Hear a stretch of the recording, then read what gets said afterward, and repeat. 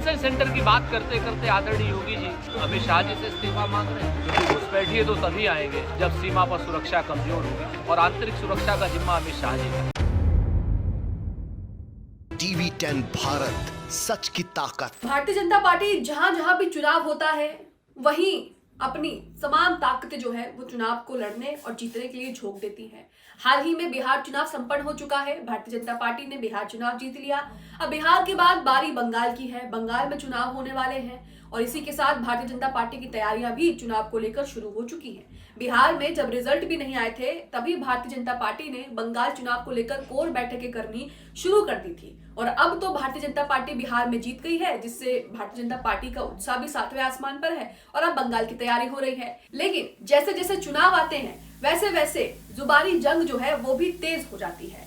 अब खबर आ रही है कि बंगाल में बाबरी मस्जिद बनने वाली है। इसी को लेकर तमाम तरह की प्रतिक्रिया आ रही है। वहीं भारतीय जनता पार्टी कह रही है कि हम ऐसा होने नहीं देंगे, हमें ये मंजूर नहीं है और बंगाल में जो है वो खामखा शांति को भंग किया जा रहा है। वहीं आपको बता दें कि योगी और अमित शाह के बीच जो है वो घुसपैठियों को लेकर किस तरह से घमासान मचा हुआ है उस पर भी बात करेंगे। आपको बता दें कि भारतीय जनता पार्टी जो है जहां जहां चुनाव होते हैं वहां वहां घुसपैठियों का रोना जो है वो शुरू कर देती है। चाहे चुनाव उत्तर प्रदेश में हो तो घुसपैठी उत्तर प्रदेश में है, घुसपैठियों को उत्तर प्रदेश से बाहर निकाल देंगे। अगर चुनाव बंगाल में है तो बंगाल से घुसपैठियों को बाहर निकाल देंगे। लेकिन सवाल यह है कि आखिरकार ये घुसपैठी आ कहां से रहे हैं, क्योंकि सरकार तो यहाँ पर बीजेपी की है और आंतरिक सुरक्षा जो देश की आंतरिक सुरक्षा है वो अमित शाह के अंडर है। अमित शाह इसके चीफ हैं, तो ये घुसपैठी आ कहां से रहे हैं, तमाम चीजों पर बात करेंगे। लेकिन सबसे पहले बात करेंगे बंगाल में क्या हो रहा है। नमस्कार, आप देख रहे हैं टीवी 10 भारत और मैं हूं आपके साथ मुनमुन रहमान। बंगाल में क्या हो रहा है, बंगाल में चुनाव है और इसी को लेकर क्या क्या चीजें वहां पर हो रही है इस पर बात करते हैं। कहा जा रहा है कि टीएमसी विधायक ने बंगाल में बाबरी मस्जिद बनाने की घोषणा कर दी है। साथ ही किस तारीख को बनाई जाएगी, नींव कब रखी जाएगी, इस तारीख की भी घोषणा हो गई है। लेकिन वही बीजेपी सांसद और नेता इसे लेकर क्या कह रहे हैं वो भी आपको बताएंगे।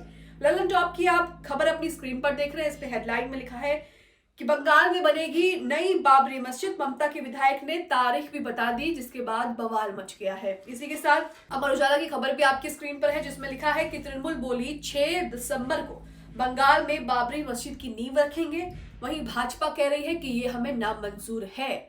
वहीं इसे लेकर क्या क्या चीजें आ रही हैं वो भी आपको बताएंगे। तमाम भाजपा के जो नेता हैं, प्रवक्ता हैं, जो पूर्व सीएम है पार्टी के, वो भी इस पर अपनी प्रतिक्रिया दे रहे हैं। लिखा है पश्चिम बंगाल की सत्ताधारी पार्टी टीएमसी के एक विधायक ने दावा किया है कि 6 दिसंबर को मुर्शिदाबाद के बेलडंगा में बाबरी मस्जिद की नींव रखी जाएगी, जिसमें कई मुस्लिम नेता जो हैं वो शामिल होंगे। उन्होंने कहा कि इस मस्जिद के निर्माण में 3 साल का समय लगेगा। टीएमसी विधायक के इस बयान पर राजनीतिक घमासान शुरू हो गया है। टीएमसी विधायक के बयान पर भाजपा ने कड़ी प्रतिक्रिया दी है और टीएमसी की तुष्टीकरण और धर्म की राजनीति करार दी है। पश्चिम बंगाल की भरतपुर विधानसभा सीट से विधायक हुमायूं कबीर ने बीते साल बाबरी मस्जिद के निर्माण का ऐलान किया था। कबीर ने कहा कि बाबरी मस्जिद की नींव रखे जाने वाले कार्यक्रम में करीब 2 लाख लोग शामिल होंगे, जिनमें 400 प्रमुख हस्तियां मंच पर उपस्थित रहेंगी। तो बंगाल में बाबरी मस्जिद को लेकर क्या हो रहा है ये भी आपने देखा। इसी के साथ भाजपा क्या कह रही है यहाँ पर। भाजपा कह रही है कि जो तृणमूल कांग्रेस है वो तुष्टीकरण और इस पूरे चुनाव को जो है वो सांप्रदायिक रंग देना चाहता है। अब यहाँ पर लिखा है कि पश्चिम बंगाल भाजपा ने टीएमसी विधायक हुमायूं कबीर के विरोध में बहरामपुर में राम मंदिर बनाने का ऐलान कर दिया है। भाजपा सांसद ज्योतिमय सिंह महतो ने कहा कि अगर कहीं बाबरी मस्जिद बनती है तो हम वहां मंदिर बनाकर रामलला को वापस लाएंगे। उन्होंने पूछा कि यहाँ बाबरी मस्जिद क्यों होनी चाहिए। बाबर एक लुटेरा था और उसके नाम पर कुछ भी बनना अस्वीकार्य है। तो यहाँ पर बाबरी मस्जिद को लेकर किस तरह से घमासान मचा हुआ है, जिस तरह से टीएमसी विधायक ने घोषणा कर दी, उसके बाद भारतीय जनता पार्टी भी अलग अलग बातें कर रही, सब आपके सामने है। वहीं भाजपा नेता राहुल सिन्हा ने क्या कहा है, कोई भी मस्जिद बना सकता है लेकिन सही जगह होनी चाहिए। कोई धर्म का पालन करता है तो हमें उससे कोई दिक्कत नहीं है, लेकिन जो मस्जिद का राजनीतिकरण कर रहे हैं वो मुस्लिम धर्म का अपमान कर रहे हैं, ये बीजेपी नेता राहुल सिन्हा का कहना है। वहीं भाजपा नेता यासिर जिलानी ने टीएमसी विधायक के ऐलान पर कहा है कि बाबर के चाहने वाले हमेशा बाबरी की बात करेंगे। उन्हें नहीं पता कि बाबर और बाबरी दोनों इतिहास है, ऐसा इतिहास दोहराया नहीं जा सकता है।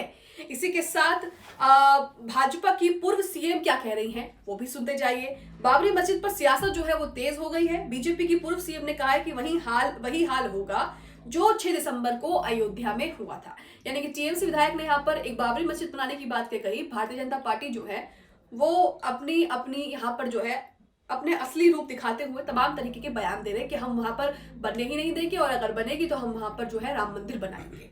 यहाँ पर पूर्व सीएम उमा भारती ने सोशल मीडिया प्लेटफॉर्म एक्स पर पोस्ट किया है। उन्होंने लिखा है कि खुदा इबादत इस्लाम के नाम पर मस्जिद बने, हम सम्मान करेंगे, लेकिन बाबर के नाम से बनी हुई इमारत का वही हाल होगा जो 6 दिसंबर को अयोध्या में हुआ था। ईंटें भी गायब हो गई थी। तो किस तरह से घमासान मचा हुआ है बंगाल में, ये आप देख रहे हैं। वही मैं आपको अमित शाह का एक वीडियो सुनाना चाहूंगी। घुसपैठियों पर अमित शाह यहाँ पर क्या बोल रहे हैं। यहाँ पर अमित शाह कह रहे हैं कि एसआईआर जो है वो घुसपैठियों को निकालने की एक प्रक्रिया है और इस देश का शासन जो है वो वही तय करेगा जो यहाँ पर जन्मा है। सुनिए अमित शाह को। और ये प्रक्रिया इसलिए जरूरी है कि देश कोई धर्मशाला नहीं है। यहाँ मत देने का अधिकार, इस देश का शासन तय करने का अधिकार केवल और केवल उसको मिलेगा जो इस देश में जन्मा है और जो इस देश का नागरिक। तो यहाँ अमित शाह को आपने सुना। साथ ही एक वीडियो और सुनाना चाहूंगी। सुरेंद्र राजपूत यहाँ पर क्या कह रहे हैं, देखिए। इन्होंने लिखा है, क्या योगी जी अमित शाह जी का इस्तीफा मांग रहे हैं? अब क्यों मांग रहे हैं ये भी आपको बताते हैं। घुसपैठियों को लेकर जिस तरह से बीजेपी के अंदर खाने में ही घमासान मचा हुआ है, उसे लेकर ये बात हो रही है। योगी आदित्यनाथ कह रहे हैं कि यूपी से घुसपैठी हटा देंगे, मिटा देंगे, निकाल देंगे।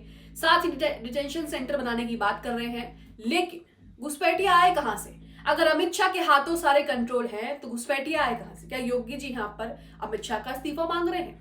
सुनिए। डिटेंशन सेंटर की बात करते करते आदरणीय योगी जी अमित शाह जी से इस्तीफा मांग रहे हैं, क्योंकि घुसपैठिए तो तभी आएंगे जब सीमा पर सुरक्षा कमजोर होगी और आंतरिक सुरक्षा का जिम्मा अमित शाह जी का है। तो यहाँ पर आपने सुना कि घुसपैठियों को लेकर क्या घमासान मचा हुआ है। वही राजद नेता घुसपैठियों पर क्या बयान दे रहे हैं, सुनिए। इन्होंने लिखा है कि चुनाव के समय घुसपैठिए झारखंड बिहार में थे, अब बंगाल चुनाव के समय घुसपैठिए बंगाल में पहुंच गए। घुसपैठिए भी चुनाव के साथ साथ चल रहे हैं। जहां भी चुनाव होते हैं वहां पर घुसपैठिए आ जाते हैं और वही घुसपैठियों के नाम पर भारतीय जनता पार्टी बड़े बड़े दावे करती है, बड़े बड़े भाषण देती है और लोगों को बेवकूफ बना करके उनसे उनके वोट भी ले लेती है। लेकिन वोट लेने के बाद क्या होता है ये तो आप अच्छे से जानते हैं। अपने ही देश के नागरिकों को घुसपैठी बताकर उन्हीं पर बुलडोजर चला दिया जाता है और उन्हीं की नहीं सुनी जाती है। अब इसी के साथ योगी आदित्यनाथ घुसपैठियों को लेकर क्या बयान दे रहे हैं। यहाँ पर आपने अमित शाह को सुना, इसी के साथ आपने यहाँ पर राजद नेता का बयान भी सुना कि वो घुसपैठियों को लेकर क्या कह रहे हैं। वहीं कांग्रेस नेता को भी सुना, सुरेंद्र राजपूत किस तरह से घुसपैठियों पर योगी आदित्यनाथ और अमित शाह को लेकर क्या बता रहे हैं। अब योगी आदित्यनाथ घुसपैठियों को लेकर क्या कह रहे हैं ये भी सुनिए।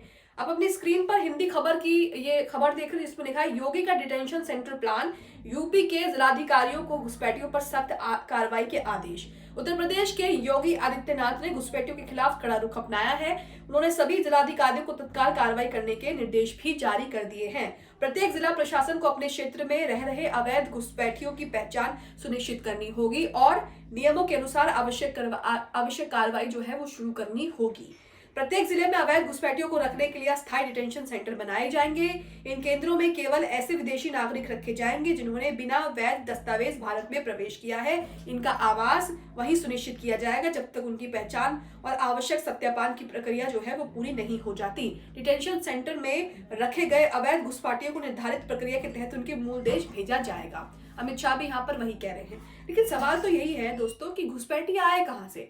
अमित शाह के अंदर सारा कंट्रोल है। जो भी देश की आंतरिक सुरक्षा है वो अमित शाह के जिम्मे है। अब यहाँ पर योगी आदित्यनाथ कह रहे हैं कि हम घुसपैठिए भगाएंगे, लेकिन घुसपैठिए आए कहां से और ये घुसपैठिए है कौन जिनका इलाज अभी तक बीजेपी कर नहीं पाई है। हर चुनाव में ही घुसपैठियों की बात होती है और उसके बावजूद अब जब दोबारा 2026 में बंगाल में चुनाव होंगे, 2025 में बिहार के चुनाव हुए हैं, उसमें भी घुसपैठियों की बात जो है वो की जा रही है। यानी कि यहाँ पर आप समझ सकते हैं कि घुसपैठी कौन है, साथ ही यहाँ पर किस तरह की चीजें और किस तरह की बातों करके जो है वो अपने वोटर्स को बहलाने की, फुसलाने की और उन्हें जो है वो इधर उधर जो है भटकाने की बात की जा रही है।